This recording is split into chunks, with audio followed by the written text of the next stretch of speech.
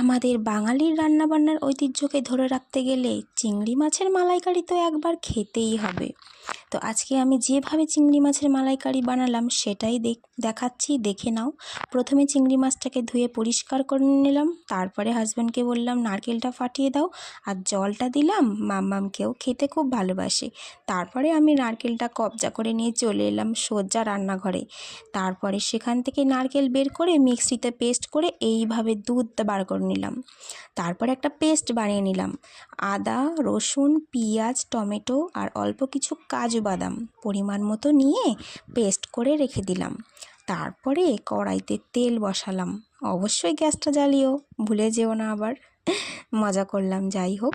তারপরে চিংড়ি মাছটাকে ভালো করে ভেজে নিলাম। অবশ্য বেশি লাল করো না, কারণ চিংড়ি মাছ যদি বেশি ভাজা হয়ে যায় না তাহলে খেতে ভালো লাগে না।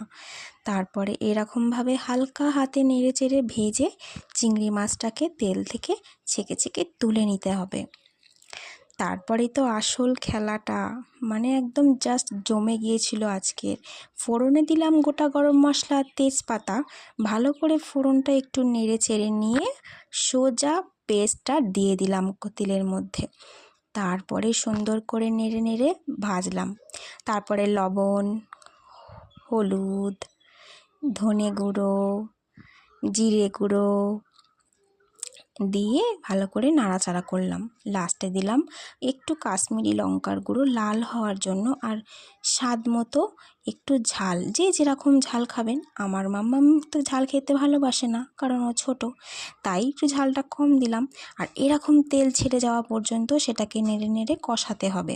তারপরে দিয়ে দিতে হবে এরকম গোটা দুটো পাকা আর কাঁচা লঙ্কা। তারপরে দিতে হবে 2-1 দানা চিনি, না হলে কিন্তু জমবে না।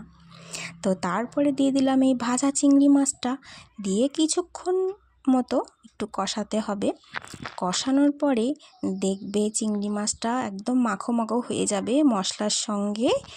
তারপরে দিয়ে দিতে হবে সুন্দর করে বের করা এই নারকেলের দুধটা।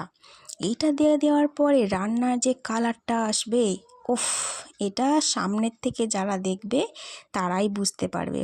ফোনের ক্যামেরাতে দেখে অতটা বোঝা যাবে না, তাই বানিয়ে অবশ্যই একবার ঘরে খেও তোমরা। অসাধারণ একটা পদ চিংড়ি মাছের মালাইকারি। আমাদের আজকে এই মেনুটা কিন্তু দারুণভাবে জমে গেল। শেষে কিন্তু অবশ্যই 1 ফোঁটা 2 ফোঁটা ঘি, বেশি ঘি দিও না, কারণ গরমে এই ঘিয়ের ব্যাপারটা একটু জমবে না।